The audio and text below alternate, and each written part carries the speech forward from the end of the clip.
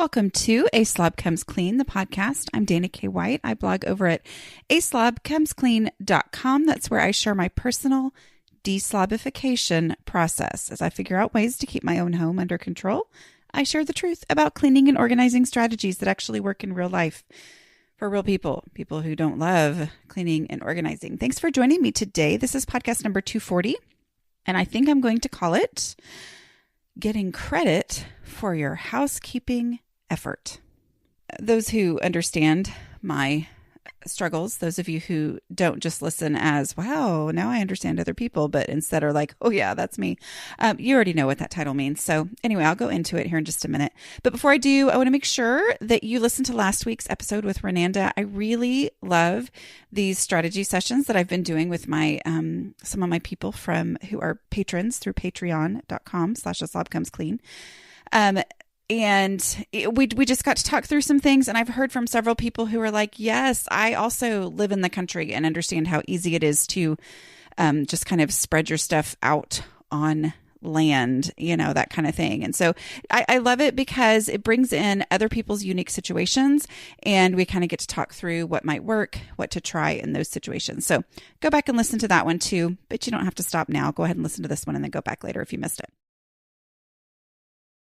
Okay. This is what made me think about this subject. So I have an adult child now. Have I mentioned that? I'm sure I have. It happened over Christmas. I say it happened, but he just had a birthday. It's not like I didn't know it was coming for the last 18 years. Anyway, so we're in this kind of interesting phase of life right now where he's getting ready to launch, if that's what you want to call it, off into his own life here soon. Anyway, he is a senior in high school, and it didn't really make a huge difference in the fall because of football. But now that football is over, he has early release. So that's pretty common. I know it's in a lot of different places. A lot of people I know have seniors end up, they've finished their credits, or the majority of them, and they, they have some free periods. And so they get to leave school early if they get that done as part of their schedule. So he leaves school at, I think it's 2:15. He usually gets home around 2:25. And it didn't make as much of a difference during football because he basically would come home, be home, work on homework for 30 minutes and head right back for football practice. But now, I'm just going to be honest, it totally cramps my style. and here's why. Okay, so I've talked before about my routine of how I handle things and how I get work done and stuff like that. Well, I basically, my kids get off to school, and then I work. And I work best in the morning. I'm a morning person. And so I work, and that's when I have brain power and energy. And, especially working on this book right now that I'm working on, I go to the library for as long as I can handle it, which opens at 10. So sometimes 10 to 2 or whatever. And by the time 2:30 comes around, usually I'm done. That's kind of if I'm going to give myself permission to chill out for a little bit before I kind of get going on different stuff, other things, it usually is right around 2:30. I mean, between 2 and 3. That's kind of okay, I'm going to take a little break here. I will often put off eating lunch until then. And then I'll kind of be like, okay, I'm going to read a book while I eat my lunch, or I'm going to, watch a show or whatever. Well, on Monday, I guess it was. No, it was yesterday. I don't even know. Whatever. One day this week, because y'all don't care which day it was. I mean, I had been going literally nonstop. I had just been to the library. I had written my 2,000 words. That was my goal for the day. It might have even been 2,500. Anyway, I was zapped. And I had left the library, and I was like, okay, I am going to, I think it was about 1:45 when I left. So I'm going to go home. I'm going to eat that leftover soup. So I'm going to feel like I'm having a great, decently healthy lunch. And I am going to watch a show. And I was really looking forward to it. So I get home and I get all that together. So by the time I sat down, it was about 2:00. And I watched a show, and I watched the second one. It was a 30-minute show. And I was like, I'm just going to watch one more because you know what? I'm exhausted. I did really good work today. I'm going to do this. And he walks in. Now, granted, I had changed back into my pajamas. Like I was, oh, that's embarrassing. But I'm just, why not be honest with you guys? Anyway, so I changed back into my pajamas. I'd come home. I had been in real clothes like the entire day to that point. So come on. It's a lot to ask of a writer. Anyway, so I come home, and because I was finally home, I changed into my pajamas, and I'm sitting on the couch watching a show and eating my lunch, my decently healthy lunch. And he walked in and he goes, and this is a sweet kid, you guys. He's one of the sweetest of the kids living in my house. I'm just saying. And he goes, oh, did you take the day off today? And I was so offended. I was like, and I went, this is why he cramps my style to come home at this exact hour of the day. I'm like, I can work and I can work and I can work.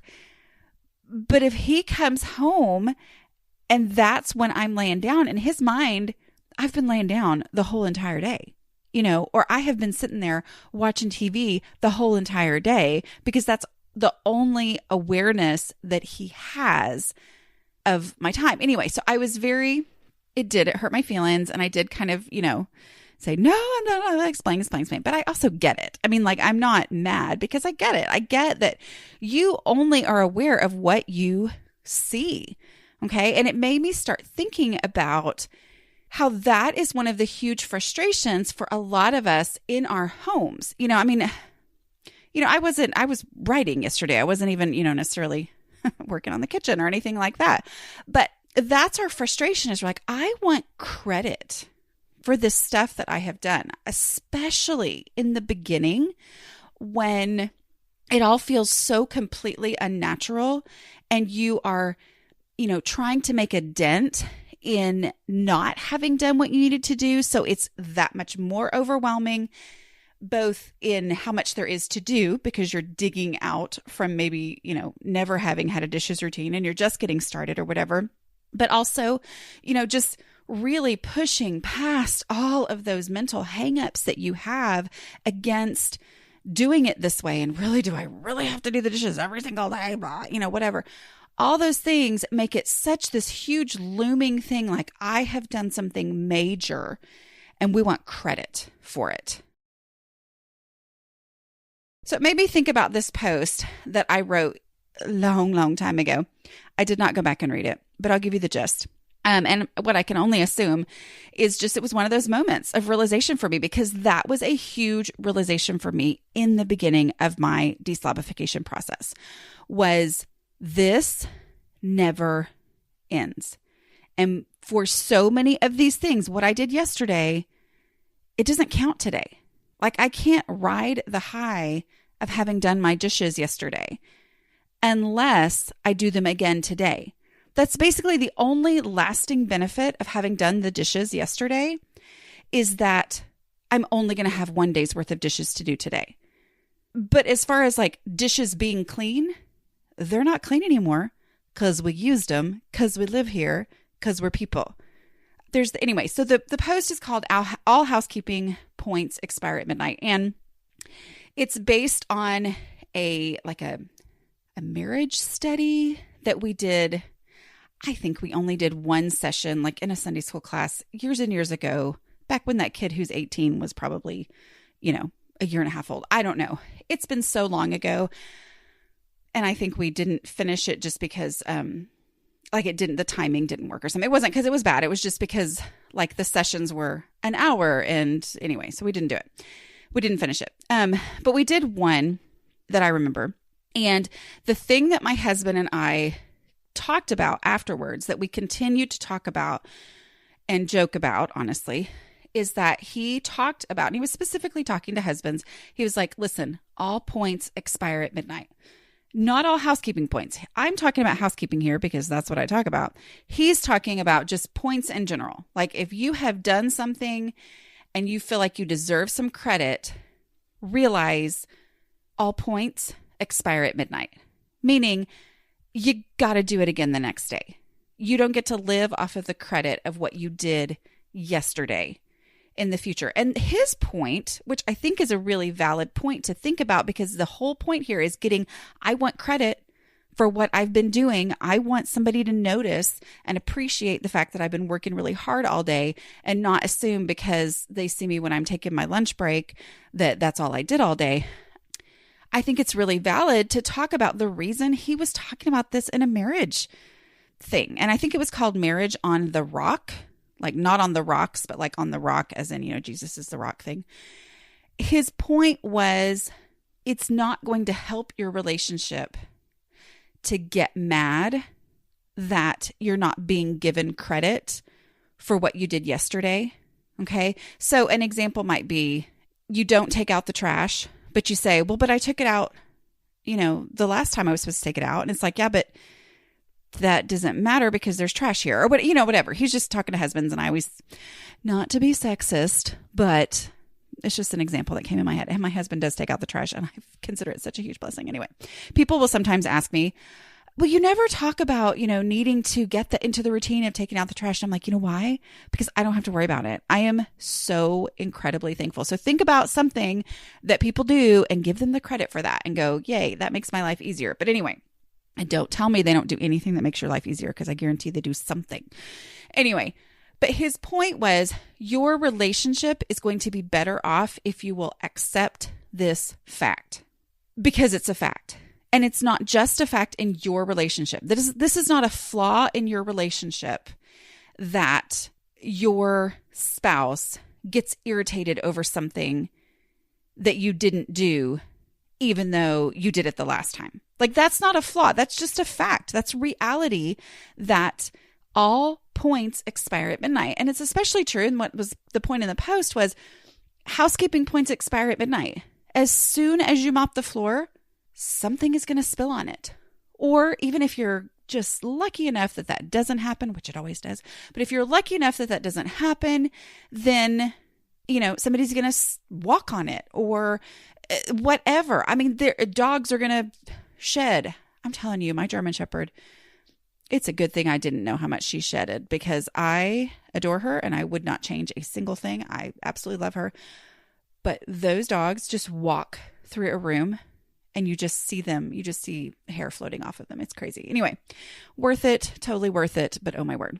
So the point is, accept the fact. Accepting this fact is going to take you farther.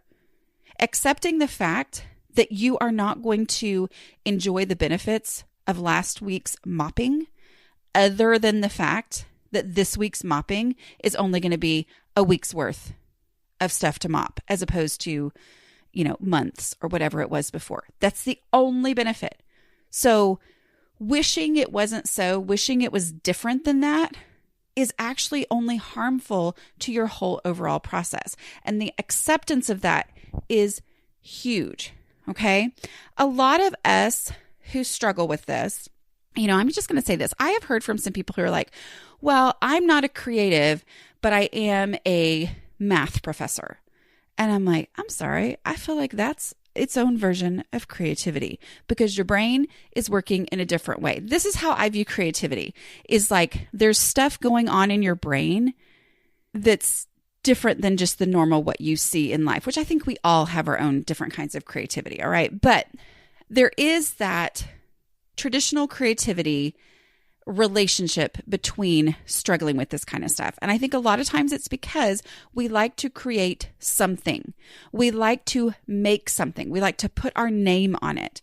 And that is just not how keeping the house under control works.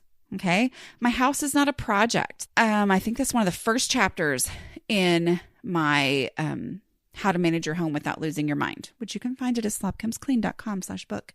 Anyway, but that right there, I had to realize my house is not a project. There's no big cleanup, I'm done, sit back. That is not a thing. And thinking that way was actually very harmful to my home.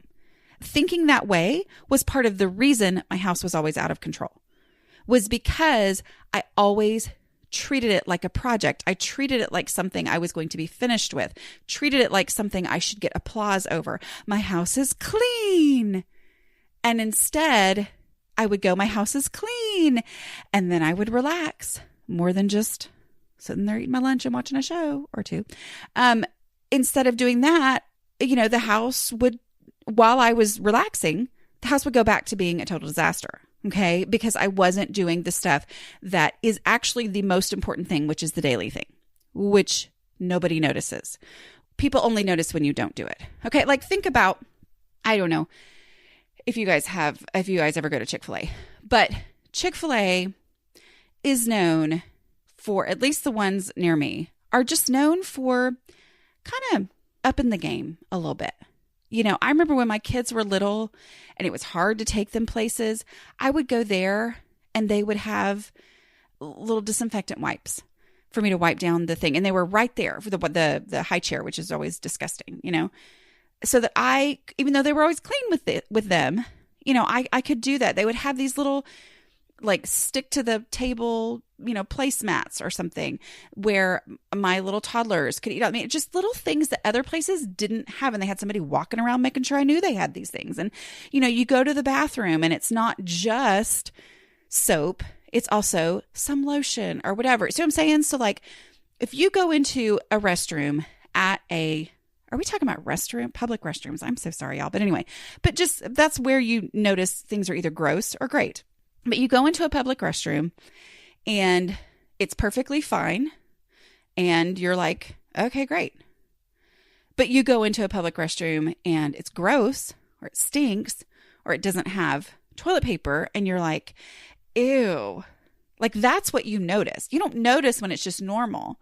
Okay. But then you do notice when it goes above and beyond, right? When they've also got, oh, this place has scented lotion or whatever.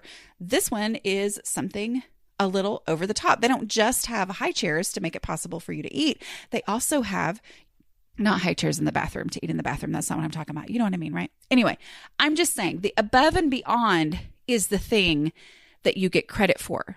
So accepting that the baseline, there is an actual baseline, and the baseline is the stuff.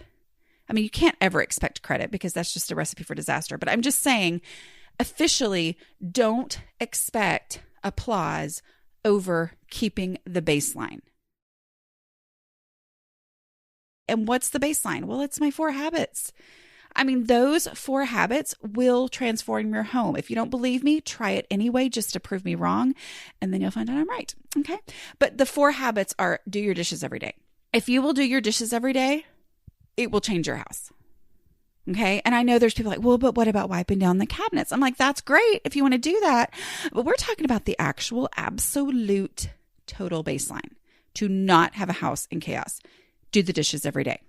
Okay. Sometimes a natural extension of that is to also wipe down the cabinets. But even if it's not, do your dishes every day. Okay. Sweeping the kitchen, not about the crumbs. It's about being aware and dealing with the random stuff all over the floor in the kitchen. Okay. And it's getting that stuff dealt with. Your kitchen's going to look under control if your dishes are done and your floors are picked up and swept. Okay. And it's the checking the bathrooms for clutter, because guess what?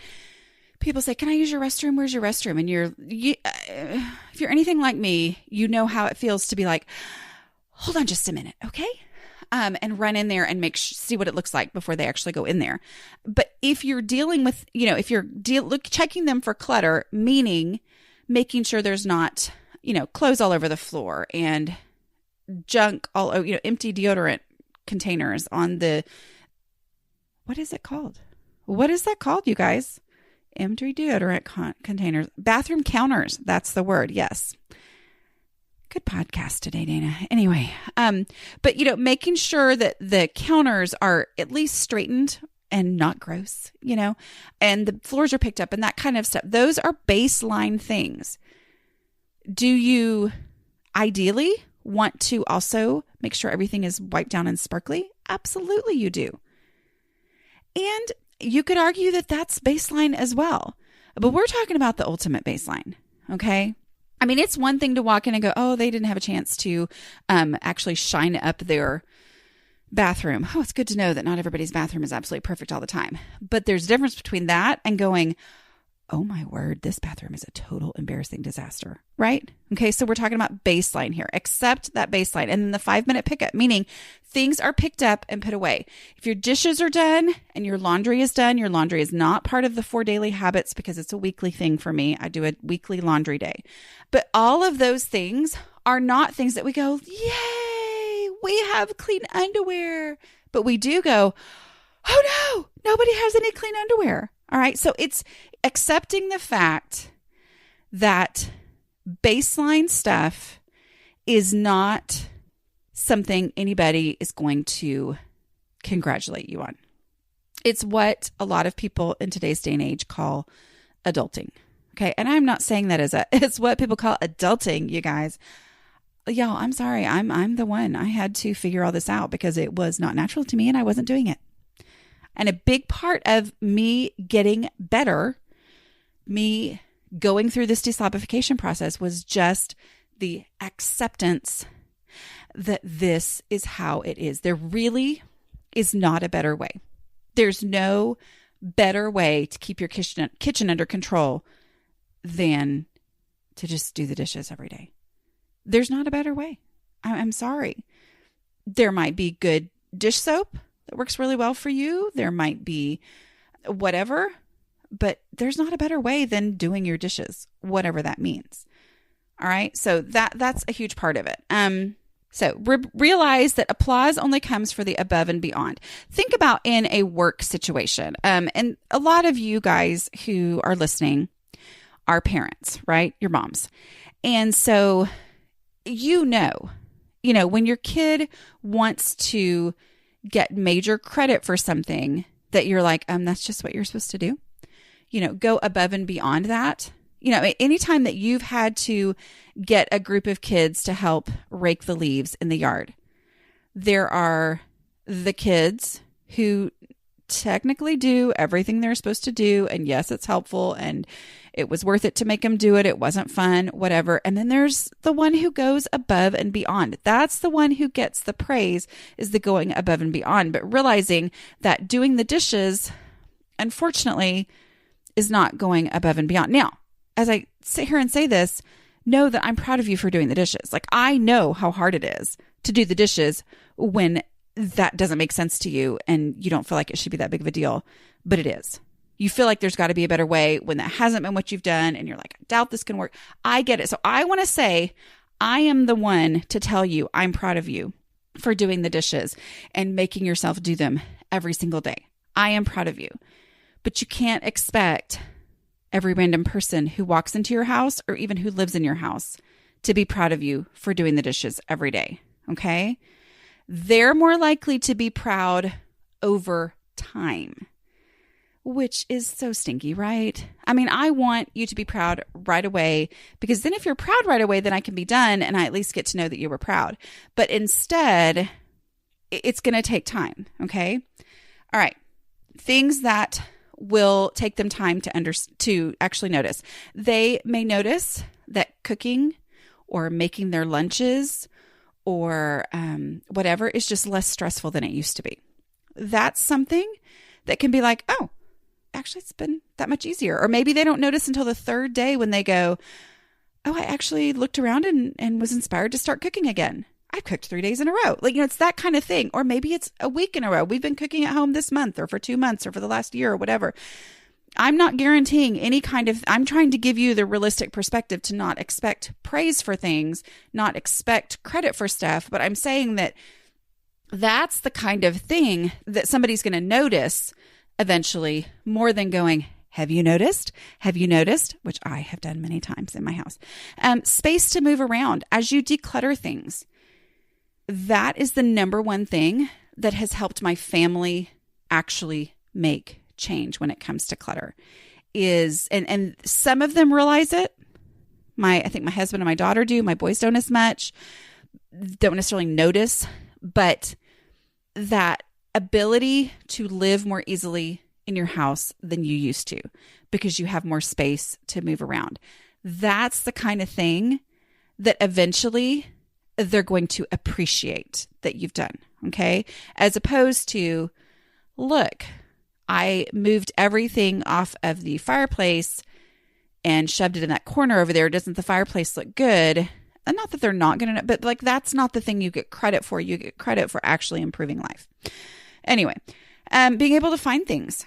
That's something. If you consistently go, wait a minute, I am able to find things a lot easier than it used to be. Or, wow, these last several years, I've been finding things a lot better than back when, or maybe you don't even notice it until you think about, you know what? 5 years ago, before mom started really decluttering, we used to never be able to find anything. Okay. I feel like that's kind of how it worked in our house. And disasters happen less often, not natural disasters. You have no control over that. But I'm talking about, everything is shoved into everywhere. And anything that you're going to find that you have requires a huge, throwing everything everywhere to get to it. The more you've decluttered, the less often those kind of disasters are going to happen. That's the kind of thing that eventually people do notice. Okay. That's where you get credit. Also, on the opposite side of this, be the positive noticer. Model positive noticing. When somebody does something that was a real challenge for them to do, notice it. Make sure that you're not the negative noticer, that you're not the one who they do something, you go, yeah, that's good, but did you notice this over here? If you need to point that out, because a lot of times that is our job as a mom, still praise the effort, still praise what they did do, and then do that. And think about, because if you're listening to this podcast and you relate to what I'm talking about, you've probably had the negative noticer, but you don't want to be somebody else's negative noticer. Okay. Oh, so what are a couple things to really focus on? We talked about focusing on the very basics as your baseline, not as a project. Okay. Like anything, projects are above and beyond that basic kind of stuff. Make sure you're following the visibility rule. All right. That visibility rule is everything. Okay. What the visibility rule means that when you declutter, you always start in the most visible space, meaning the space that people would see when they come in your front door. I have loved hearing from people in the Patreon community about how much once they finally said, I'm going to follow the visibility rule, they really started making huge progress in their homes. And I love hearing that because that is the truth. Okay. You start there and it inspires you to keep decluttering. It's visible, so it's more noticeable because you can actually see it because it's visible. Okay. So following that visibility rule instead of, the top shelf of the master bedroom closet and then hoping that they're going to notice that, or, hey guys, here, step through all this junk and come look at this top shelf and see what I did today. People are able more, other people, when you're the one responsible for doing all this work, other people are more able to ignore less visible spaces and be proud of you for the visible spaces than they are to ignore the visible. It's really hard to walk through a cluttered room to go look at an uncluttered space. See what I'm saying? But if you are walking through an uncluttered space, you know what I mean. Anyway, okay. I hope that this was helpful, and just know I completely understand you guys. Like I really do. I mean, this is my struggle as well. So anyway, all right. I will talk to you guys next week. Don't forget, I do have both my books available at aslobcomesclean.com/book, and go join Patreon and join us over there. It's really fun. All right. Bye.